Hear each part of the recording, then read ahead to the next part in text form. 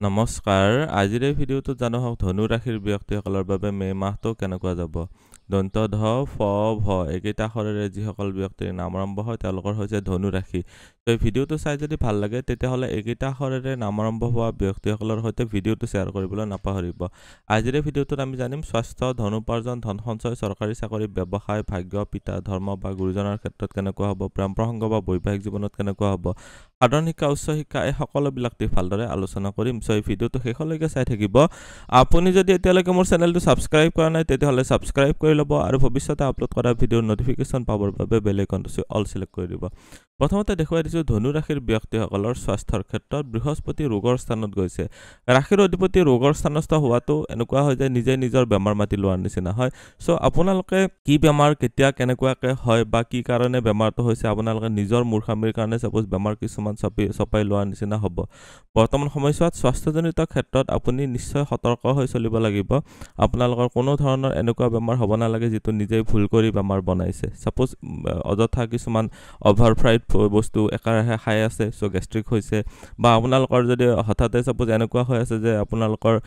Blood sugar বহুত বাঢ়ি গৈছে যিটো আপোনালোকে সাপোজ মিঠাই একেলগে বহুত খাইছে সো এইবিলাক নকৰিব বৰ্তমান সময়ছোৱাত সজাগ সচেতনতাই আপোনালোকৰ স্বাস্থ্য মেইনটেইন কৰাত সহায় কৰিব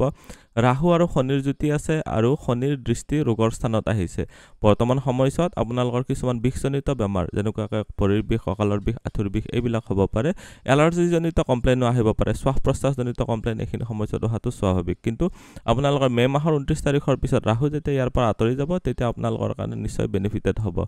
এতিয়া দেখুৱাই দিছোঁ আপোনালোকৰ কাৰণে ধন উপাৰ্জন আৰু ধন সঞ্চয় চৰকাৰী চাকৰি ব্যৱসায় এই চাৰিটা পইণ্ট ভালদৰে আলোচনা কৰোঁ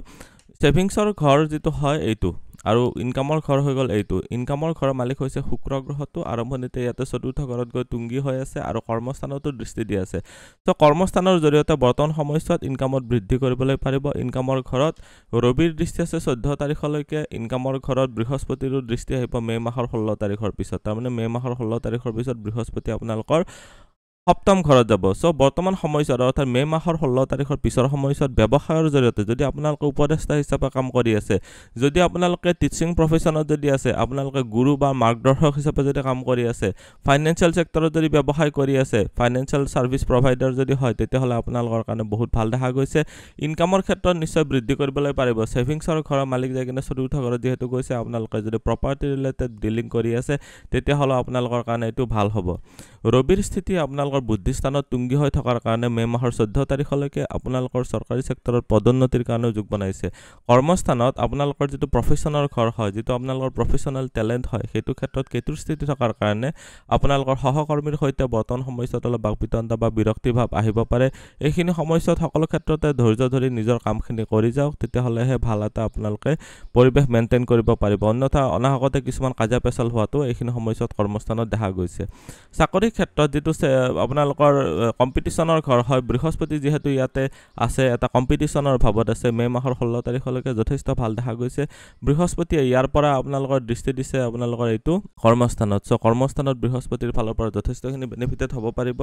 বৃহস্পতিৰ দৃষ্টি কৰ্মস্থানত আছে লগতে বৃহস্পতিৰ দৃষ্টি মে মাহৰ 16 তাৰিখলৈকে আপোনালোকৰ ধনস্থানত আছে সো কৰ্মপ্ৰাপ্তিৰ ক্ষেত্ৰত চাকৰি প্ৰাপ্তিৰ ক্ষেত্ৰত ভাল দেখা গৈছে শিক্ষকতা পুৰোহিত ন্যায়ালয় ৰিলেটেড কাম টকা পইচাৰ যদি লেনদেন হয় মেনেজাৰ এছিষ্টেণ্ট সুতৰ ব্যৱসায় ফল তৰকাৰী ব্যৱসায় পণ্ডিত ৰাজনীতিক মনোবিজ্ঞানী মানৱ উন্নয়ন এইবিলাক ক্ষেত্ৰত সফলতা প্ৰাপ্তিৰ কাৰণে মে মাহৰ 16 তাৰিখলৈকে বহুত ভাল তাৰে পিছৰ সময়ছোৱাত ব্যৱসায়ৰ ক্ষেত্ৰত ভাল দেখা গৈছে পাৰ্টনাৰশ্বিপৰ ব্যৱসায়ৰ ক্ষেত্ৰত বিশেষ বেনিফিটেড হ'ব পাৰিব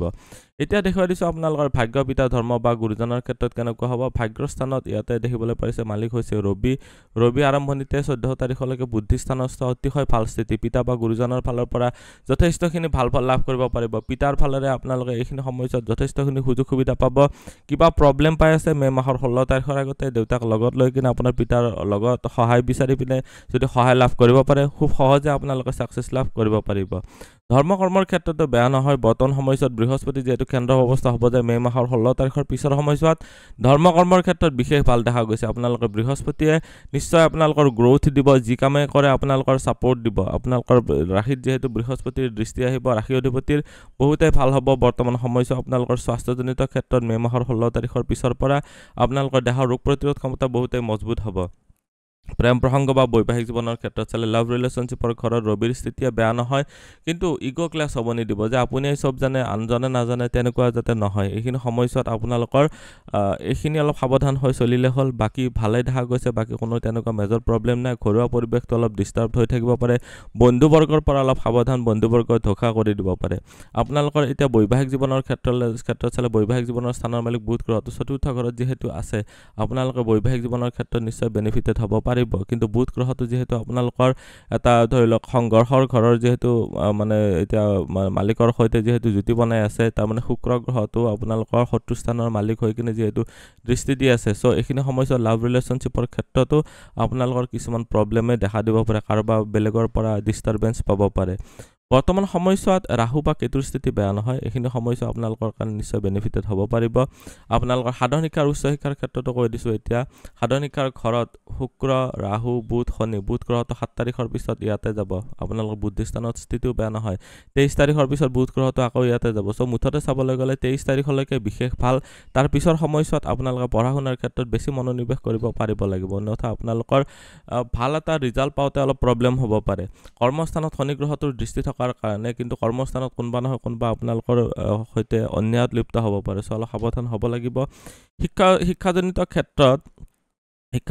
ক্ষেত্ৰত আপোনালোকৰ কৈছোঁ যে সাধাৰণ শিক্ষাৰ ক্ষেত্ৰত বেয়া নহয়, কেৱল অলপ ধৈৰ্য ধৰি পঢ়িব লাগিব। অধৈৰ্যই দেখা দিছে। ধৈৰ্য ধৰিবৰ কাৰণে কিছুমান অৱশ্যে হয়, ঘৰৰ বাস্তু বা পৰিৱেশটো অলপ ভাল কৰি ৰাখিব পাৰিলেও আপোনালোকৰ কাৰণে পঢ়া শুনাৰ ক্ষেত্ৰত বেনিফিটেড হ'ব পাৰিব। কিছুমানৰ ক্ষেত্ৰত পূবমুৱাকৈ পঢ়িলে ভাল, কিছুমানৰ ক্ষেত্ৰত উত্তৰমুখ কৰি পঢ়িলে ভাল, কিছুমানৰ কাৰণে আকৌ পশ্চিমমুখ কৰি পঢ়িলে ভাল হয়।